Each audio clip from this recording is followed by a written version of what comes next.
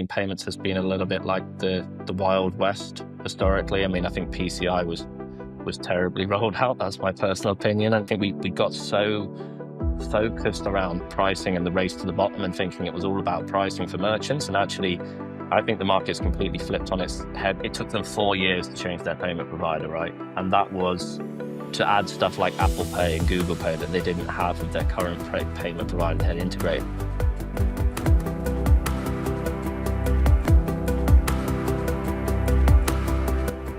Welcome to ChargeForward Conversations. My name is Jared Wright. I'm the head of marketing for Chargebacks 911.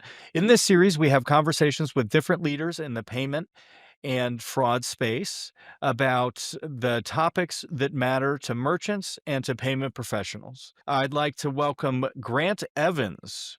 Grant is the VP of Sales and Partnerships for Worldpay Platforms International. Grant, thank you so much for joining us today. Thanks for having me, Jared. Looking forward to it.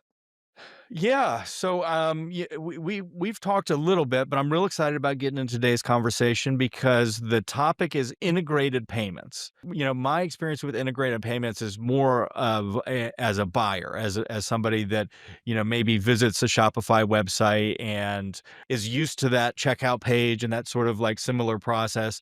And but I don't know that much about what integrated payments, the difference between those type of payments and what the impact is for the merchant. So that's why I'm excited to talk to you today. But before we do that, Grant, I know that you're at WorldPay now, but could you give us like a 10,000-foot view, the Cliff's Notes? How'd you get into payments? I think like most people, I stumbled into the payments industry. I think, that I listened to your previous guest actually saying, no one goes to college or university looking necessarily to work into the payments industry. And I feel like a lot of us say that it finds us as a sector. And I'm very fortunate that I had a sliding doors moment circa 15 years ago where my brother was friends with a guy that ran a payments business. I was looking to get into a new industry at the time in my early 20s. He said, well, hey, go and have a chat with Rich. They sell little card machines that you sell to bars and restaurants. I said, what on earth do I know about card machines and beyond, putting my card in and chip and pin as it was at the time? And I went in had a conversation. It sounded like an industry that was really going places and could be interesting. And the rest is kind of history, as they say. Here I am. It is true. Nobody tries to go into payments. And something that I notice is that once you're in payments, it sort of seems like you stay in payments. There's so many different opportunities within the industry that it seems like most people that I meet, once they're in payments, they sort of stay in payments, even if they transition to a different job or a different, responsibility or section within payments. Um, Okay. So integrated payments. Let's just start at the very top. If you're totally new to this topic, how would you define an integrated payment?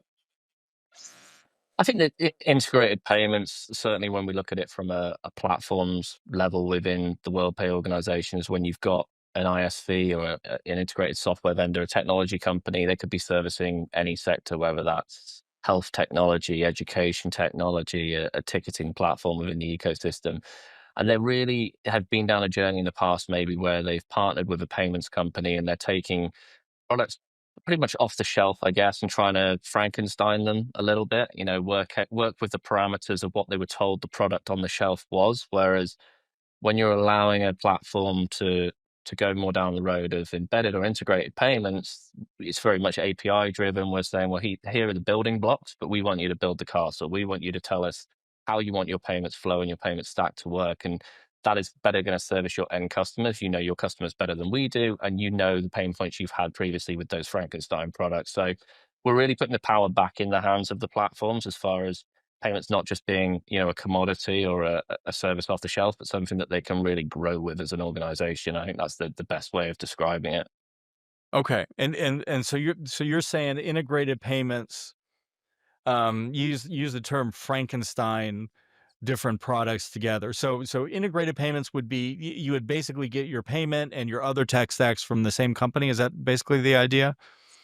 Okay. Yeah, That I guess the non Frankenstein version is the sort of perfect toy that you imagine in your head that you're unpackaging, right? And it just works first time, and it's exactly as described when you clicked add to basket, right? Rather than, oh, that looked good on the shelf, but actually it's arrived and there's 10 pieces missing to this, and that part doesn't work, and it's not working with this system the way wanted it to. So can you give me some examples of integrated payments that people might be familiar with? Like when is if somebody's building a shop and they have different options, what would be the options that would be in the integrated payment bucket? Yeah, I think when you're looking at it merchant side, the key thing is, things like being able to price themselves. So if you took like we talk about the I guess surcharging structure in different industries with payments, right? So you're not supposed to surcharge on cards, but you call it a booking fee in the travel ecosystem, whatever it might be. Well, historically, that booking fee maybe was 2.75%, let's call it that in this particular example. And that was all going to the payments company potentially that, and it was covering fees and costs. And then you go down the integrated route or the embedded route where maybe that booking company, whether it's a train company or an airline, whatever it might be, and they've decided that they've got 4,000 customers that use their software, and actually, hey, we're making it a lot easier for these customers to actually have payments as part of their stack off the shelf of our proposition, and we've built a really nice, slick checkout and user journey for them. But we're not getting anything from that, right? The payments company is completely benefiting from our 4,000 customers on our platform. Well, actually, we want to say, hey, payments company A, we want to consume a buy rate from you, embed your product at a deeper level, and maybe sit within either the flow of funds or the onboarding ecosystem so that we help you guys to onboard our 4,000 customers much quicker. But as a result of that, we're going to take a buy rate from you, and we're maybe going to charge a 50 basis points or 100 basis points on that booking fee. The booking fee might still be 2.75%, but they might negotiate a better rate, or they might say, well, our booking fee is 3.5% now, but 75 basis points of that is our margin for making our end customers lives a lot easier with what we've built within our embedded or integrated payment stack effectively. So putting some value, I guess, at a platform level that you talk about Shopify and it's off the shelf and everyone's store looks a little bit the same with Shopify, but these platforms are building very nuanced, very unique customer journey flows potentially that they've put huge amounts of time and resource into. And they might still keep the option open for one of those 4,000 customers to bring their own payments company to the table. But it's also easier for the platform to be building for the many rather than the one. So we've also seen a process within large platforms where maybe they've had three, four, five different iterations of payment integrations where they've been reactive historically and said, to win a big customer, hey, yeah, we'll take your payment stack, we'll take that product, we'll maintain that integration for you. And it just became a bigger and bigger and bigger thing for these platforms to maintain. Whereas by actually going down the integrated route with a provider that they've tendered, they know, they trust, they understand they can build on top of that scale, that removes that process of the customers dictating again who they have to have as part of their payments flow and actually saying, if we build it as best as we know we can anyway, you shouldn't need to bring your third party providers to the table. Okay. So you mentioned Shopify, and so it's sort of that's what I've been thinking in my head as an example. So let's just get real simple here and say, so Shopify is an example of an integrated payments, and how does Shopify payments work? Just for merchants that aren't as familiar with some of the numbers and some of the technical terms that you're using, let's get them caught up. So a Shopify versus if I set up a web store on, I don't know, WooCommerce or something like that? Like, what would the difference be in my experience as a merchant and then also the consumer difference? I mean, Shopify's an integrated, that's going for one of the biggest integrated payments offerings in the world, right? So keeping it very high level. They have a payments partner or well, a couple that sit behind them now. Like I was explaining with the kind of fictional travel company, they would then say, hey, Mr. Customer, yes, this is your percentage rate for payments as part of our stack, and it might, move slightly less with volume going through. That's obviously we often drive volume-based pricing in the payments industry, but they are very much going down that road of saying you don't need to build your payments checkout. This is what it looks like with Shopify. Everyone's checkout looks the same. Most of us have been on a Shopify checkout. You have Shop Pay there as the payment method as well, right? It's universal. It's known. It's trusted, and you're on a Shopify store very, very clearly when you hit that checkout page, right? And they have a slight caveat with Shopify where they've allowed third-party processors to connect in the past, but they have again then surcharged the end merchant for that. So they'd add maybe 1%, 2% on top if you were bringing together a third party provider. So that's again saying, yeah, you can bring that connector, but again, that's something else Shopify has to manage and maintain as a third party connection. So we're going to kind of charge you an additional fee for that because you're not taking our core product that we build at scale for the masses. So it's a good example in that sense as well, whereby they've kind of tried to lean people down the road of take Shopify payments, although their core product is, a checkout for retail stores. Payments has become a massive part of their ecosystem as Shopify payments, and a very lucrative part of their ecosystem as well. So they'd kind of be the poster child, if you like, in many ways, as a really good call out of someone that's integrated payments and monetized it very heavily within their stack. Yeah. Well, and I think there's a lot of challenges too. I could imagine, it's not even just the connecting of the payment processor or any of that stuff. I've set up, shops in the past, and calculating taxes, right, can be a challenge. We had a shop, this is forever ago, so the technology's probably solved this, but even within Florida, if you sell, depending on what county within Florida, their residence is, the tax rate is not even just by state, it's county by county, and to be able to calculate that and make sure all of that's working and that that's updated, you're gonna need some systems involved to do that, and if what you're doing is sort of putting everything together, but as you were saying, Frankenstein, and I can imagine that could be a challenge. So, so what are some of the other benefits? You've talked about, the consistency of the checkout, for consumers, right? That familiarity, that, confidence that instills. What are some of the other benefits from a merchant standpoint that you can think of? Why would a merchant want to be tied to an ecosystem, where they don't really have, maybe some of the flexibility and some of the choice that they would in a more open source system? Well, what are some of the other, advantages that maybe aren't obvious? Compliance is a big one in the payments industry, right? We have PCI compliance is a big one that hangs over, fraud ratios, managing chargebacks, whatever it might be. If you can unpick that through having a reliability on the actual platform that's got the integrated payment solution, often they will take some of the risk, or the pain points that come with those regulatory challenges within our industry. I mean, payments has been a little bit like the Wild West historically. I mean, I think PCI was terribly rolled out. That's my personal opinion. And in the UK and European market, especially, you have merchants paying a monthly fee for compliance, but they have no idea what the questionnaire they've just completed actually means, or what it would lead to if they've done it wrong and they had a data breach. It's kind of a tick box exercise. So there's stuff we can definitely improve within the payments industry. But going back to your question, the benefit of that with an integrated payments provider is they will take on that PCI rigor, generally speaking, and you're massively de-scoping yourself from a compliance point of view as an end merchant or operator. So it just means a little bit less heavy lifting on the kind of red tape side of things. If you're an operator and you just want to focus on your core day-to-day business, and then you're being tasked with completing big security questionnaires, worrying about testing that you've got to do on your payments ecosystem as well in case you have a data breach. There's just stuff that certain merchants just don't want to be thinking about day to day, and they will actually pay a premium for that. I think we got so focused as an ecosystem, and it was part merchant side, it was part independent sales organizations coming into the market at scale around pricing and the race to the bottom, and thinking it was all about pricing for merchants. And actually, I think the market's completely flipped on its head with that. I think service, reliability, UI, UX, like, merchants nowadays will pay more money to a payments processor if they actually think they're better, getting a better end product that is making their lives easier and helping them to run their business better. And that is a full circle thing for me that I've seen in my time in the payments industry.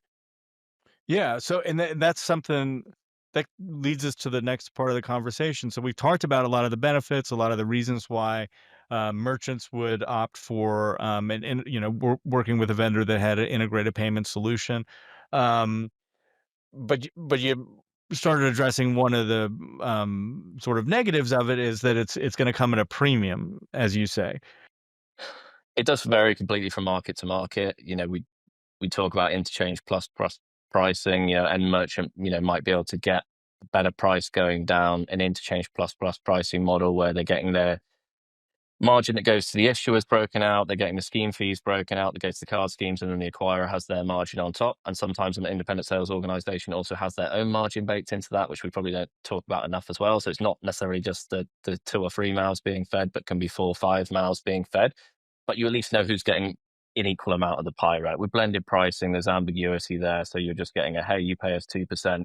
You don't know how much of that is going where. And that brings in a whole other conversation around different scheme fees for different acquirers and what people are charging for those. So you generally would probably pay less, and you'd have more freedom to roam the market and speak to more providers. And if you are purely focused on that price point, I don't think I could deny that you're probably going to get a better rate than taking an embedded solution, because a lot of work's gone into getting that embedded integrated product to where it needs to be to warrant them charging that higher price. I mean, it's so variable, to be honest, Jared. Like, a small SME customer might be able to, an e-commerce website, like you talked about that WooCommerce example, they're doing $20,000 a month. They might be able to go and pay 1.5%, off the shelf, for 1.4%, and then 10, 15 cents a transaction, whatever it might be. The platform might charge them 2%, and they might charge them 15, 20 cents a transaction, but then they might also have bells and whistles added on that you talked about. So they're managing tax on cross-border transactions for them. There'll be fraud solutions that are maybe baked into that percentage as well, that they don't have to think about, again, Frankensteining in for a third-party provider. So it comes down to a trial and error for merchants. I think most merchants you speak to that have been trading a few years will probably have moved payments provider at some point. So that's the harsh reality of the market, and there'll be different reasons for that. But it's quite a mature industry now. So most businesses that are established have been through that pain point, and there's always something that's driven them to make the switch, whether that is pricing or feeling that. I mean, one thing on that, an integrated payments provider, they have that price point initially on the website that you might see that could be 1.52%. But the reality is they're renegotiating with their bigger customers as they've scaled, if they're doing things sensibly, right? So they see Jared's 20,000 WooCommerce stores gone to, hey, this guy's doing 500,000 a month now. Like, is he account managed? Has he moved into our account managed bracket? And now he's doing 2 million a month. And be proactive in repricing that customer. Don't always wait for them to come and knock on the door and say, hey, I think I should be getting a better rate. A lot of people are approaching me now that my brand's got a lot bigger. Is there any way I can get a better deal? Like, a good payments business is proactively managing that, and they're defending their back book as well for those businesses that are still trusting them as their sort of payments partner of choice.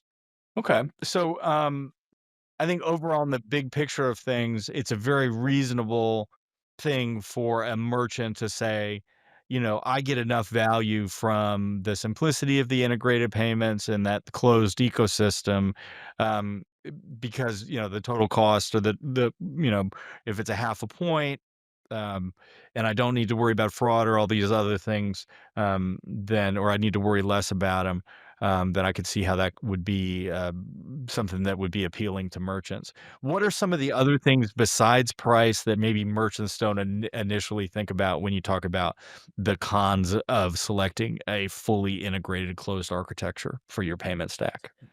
Yeah, I'll just jump back to the last point quickly as well. I would also say that it's generally not the payments company that's defining what that rate is after a certain point. It will be the platform that's built on top of that payments company. So they can be as aggressive or non-aggressive in the market, defining how they feel their integrated stack is adding value to their end merchant base. So Shopify's price points are on their website, right? It's probably more expensive than building a WooCommerce. Well, it's definitely more expensive than building a WooCommerce store and probably baking in your own payments provider, right? But at Yeah. what cost? And that's why people make those choices. I think outside of pricing, we've talked about, again, the convenience side of things with this. Speed to market being probably the biggest one. If you are going down that making in lots of different products route, it's going to take you more time ultimately. And what we find now in the industry is, you have a product that even with a switcher merchant or platform, if it's going to take them a long time to integrate, or you're slower than the competition, there's a very real chance that you can lose the business of that customer or platform provider. So speed to market is no different further down the chain in terms of the actual end merchants using that And platform. and y and I've got my you're saying speed to market is faster in a non-integrated platform? I would think it would be faster for integrated. no, no, no, not in a non. No, it's faster integrated. That's the Okay. point. So, Y so you're consuming a product that's already built, right? So Right. Jared's web shop's ready to go. You've got your developer. He's built the website. inventories there. You might have your ERP system for stock management, inventory. It's all good to go. And for some reason, payments is always the last thing people think about rather than the first. You're like, I need to take some payments on this website, right? And I'm Yeah. launching next week. You're going to get there realistically with an integrated payments provider a hell of a lot quicker than going around the houses, getting all different prices for all the bits of kit that you need Yeah. than you would going down the integrated route. So that speed to market is a massive benefit versus the non-integrated. Okay, so the non-integrated route, there has to be some benefits over there. So what are some of the reasons that a merchant would go a non-integrated route? Well, I think the service side of things, right? If your service does end up falling down with a platform with an integrated solution, it can be harder to unpick it, right? Because you might have consumed not just a payments product from them, but several different things, and unpicking all of that because you're not happy with the payment side of the stack is challenging. Or if the payment side falls over and they say, sorry, we don't work with any other payments companies, and you have no choice, or completely re-platform. If you took the WooCommerce versus Shopify notion of this, that is a lot more work for a customer because they're not happy with their current payment offering. So there is I've worked at agnostic payment gateways where our whole strategy in the sales world was we give you choice of acquirer, right? And some merchants have, I talked about everyone having probably been through different iterations of payment providers. They might like the flexibility, and it is more flexibility, but you get to a point with Shopify again where they've been a big Stripe partner for many years. They've now brought Adyen into the fold, probably because some of their bigger customers got to a point where they felt only having one choice here is actually restrictive for us in terms of being able to have better power over price negotiation. So it's maybe even something that platforms get to a certain size and they think, either they need failover contingency of payment provider, or they need to give their enterprise tier one merchants more choice because they know they might not win that customer away from another platform if they're saying you have to use our payment stack. So there will be transitions within even the platform selling this where they say, actually, we need more than one provider. And that's not uncommon by any means. Yeah, so I could see, just to reiterate your point, or so that I understand it, when you have a closed ecosystem, if you have a problem, um, y- with the affiliate program, or if you have a problem with the, way that it deals with inventory, or what, it just doesn't work for your business. You're locked in. You can't jettison a piece of your stack. You really need to, replatform, as you were saying. And so that could be one of the challenges with a fully integrated system. So I was saying I've dealt with an insurance provider on that point, Jared, though, like where it took them 4 years to change their payment provider, right? And that was to add stuff like Apple Pay and Google Pay that they didn't have with their current payment provider they had integrated. You can't tell me that in that 4 years they didn't lose some customers to other insurance providers that probably had Apple Pay or Google Pay, right? So actually Yeah. being slow and having such a sticky setup with their payment provider probably cost that platform, I would say, dozens, if not hundreds of customers. They got thousands, right? So they probably lost hundreds of customers, said, you're not giving us what we need for our payment stack quick enough. Sorry, guys. And that's Yeah. losing their core business then because their payments platform wasn't maintained or kept up to the level it needed to be. It is, you have an obligation to make sure that, everything that you're offering. And so if you add payments into that bundle, then right, you've got to really make sure that you're at the forefront of payments as well, because payments can introduce a lot of friction to the checkout process. It's something that me as a shopper, I notice. You mentioned the Shopify button. The Shop Pay, or whatever it's called. I'm actually a huge fan of the Shop Pay button. I like it. It's, I know where I am. It makes me feel confident in the store. I like the one-click checkout. I like that the one-click checkout happens not just on Amazon, or not just in, Walmart, or a specific store that I have a history of shopping. That I can, learn about a vendor, learn about, something through social media or whatever, and I can go there and I don't need to sit down and type in all of my information over and over again. So yeah, so we have talked about Shopify a lot, and I noticed when I introduced you that you are the VP of Sales and Partnerships for Worldpay for Platforms. So why don't you bring us back to the, maybe something that you probably would rather talk about, and talk about, the solution that WorldPay offers, and some of the advantages for platforms that are, maybe looking to integrate and offer payments as part of their offering. And look, I like Shopify, so I can talk about them all day anyway, right? But that's fair enough. Yeah, I think, look, we're trying to solve different problems in the market, and the way I see, and I talk about this quite a lot, that the new age of selling in the payments industry for acquirers is not necessarily selling to end merchants. It's selling to the platforms that sit in front of end merchants. They're the gatekeepers, right? That give you what I call the one to many accessibility. And I feel a lot of times I'm at Money 2020, I'm at one of the big payments events, and I'm still seeing teams of, business development managers when there's no merchants in that room, right? There's platforms in that room, and their marketing campaign is completely geared up to sell to merchants. Well, actually, I look at it across every sector, even really legacy sectors where you think, there's not going to be a platform there. They're going to have those Frankenstein models that we talked about earlier. But there will be a platform there because someone would have said, that's a market we can attack because it's so legacy and we can build something new. And I've seen it in the higher education space, very successfully done in the UK, where one particular platform had 95% of the universities in the market using its software, right? And then they started to embed payments and monetize payments, and then they got bought by a payments company. Well, was Mm. that a convenient, coincidence right there? So the way we see it is that there is a natural shift, certainly for the platforms team, in terms of, I've talked about what that team makeup then looks like. Is it, partnerships, more partnership focused sales than selling to our merchants? And realistically, it probably is in our space. And the tangible benefits that we give is that speed of activation. So legacy, historically, acquirers, you might be waiting weeks and weeks and weeks, or you see other prop for a merchant ID, or you see post-live problems where money's being held by a certain platform because the KYC checks were done light touch, and they're running checks then in the background once they've given someone a merchant ID, and then funds don't get settled. So we focus on full onboarding very, very quickly for platforms using our solution, issuing merchant IDs so they can set their end customers as live as quickly as possible on their solution. So that sort of speed to market that I talked about earlier. And the monetization element of it, right? Most platforms are monetizing payments, but we make it clean, concise. They can see real time how they are monetizing those payments across all the different types of payment method, be that card, direct debit, local payment methods in different markets that we're in.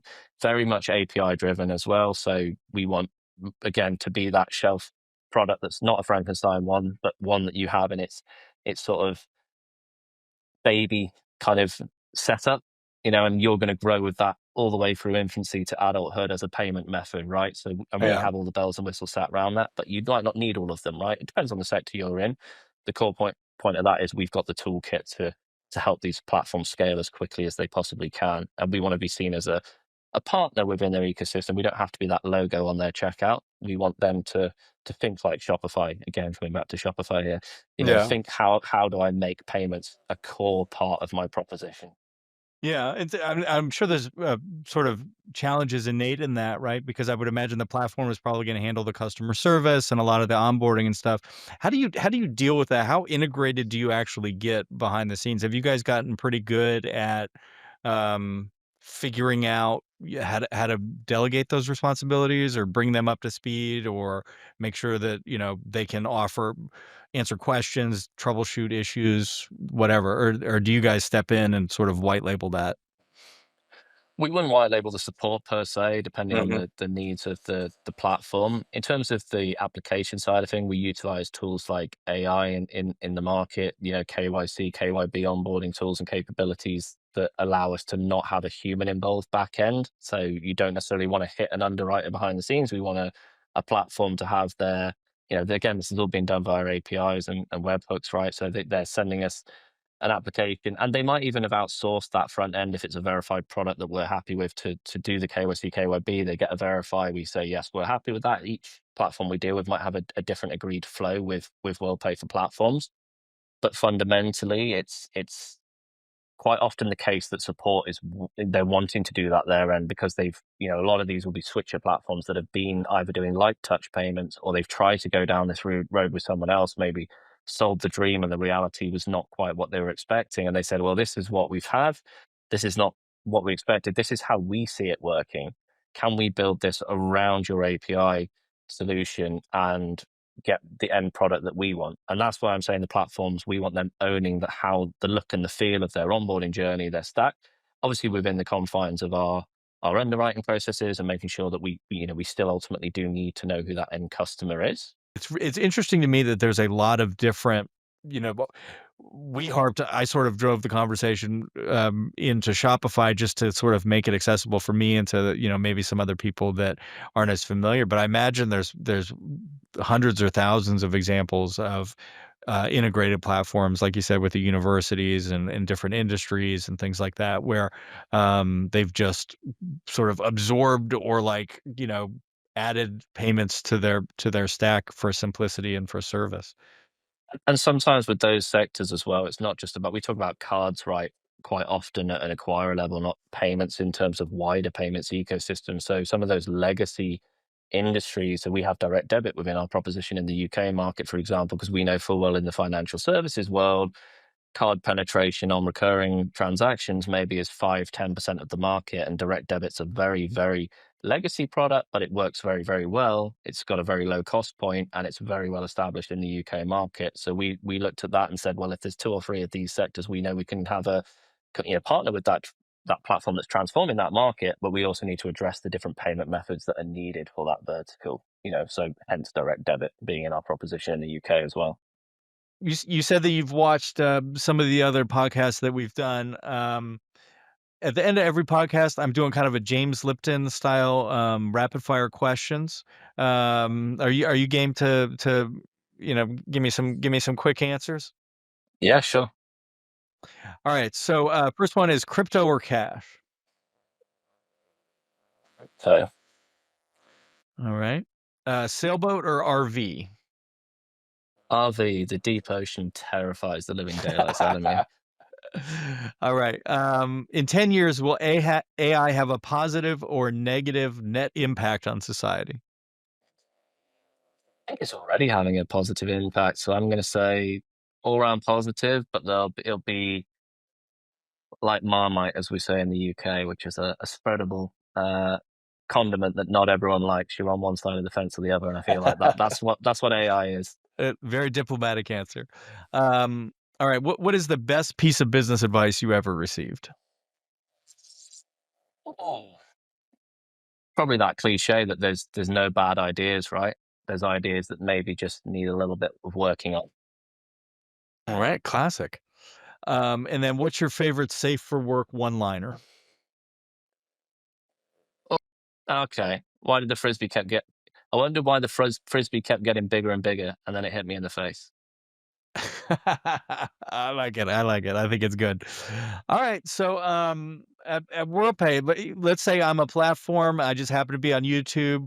We're changing an industry, and we need to get set up for integrated payments. And I want to talk to payment companies. How do they get a hold of you? What's the best way to get a hold of you? Yeah, LinkedIn for me. I've spent a lot of time Okay. curating my approach to LinkedIn in the last few years, and I feel like it's just a great place to do business and for businesses to find each other. Great. I will make sure to have a link to your profile on LinkedIn. And this is WorldPay for platforms. So you guys are Correct. kind of you're a totally separate team, or how does that work within the WorldPay? I know Yeah, WorldPay is a pretty big company, so we're our own department. There's, like I say, there's lots of separate departments within the organization, but I feel like it yeah. was a real conscious decision from WorldPay that the platforms needs its own team in its own world, and it needs specialists that know and live and breathe what platforms are all about as far as the payments ecosystem is concerned. Okay. All right. Well, I appreciate you taking the time to join us today. We'll hopefully get this up on the website as soon as possible. Thank you so much, Grant. It was really nice to meet you, and thank you everybody for joining us. Thanks for having me.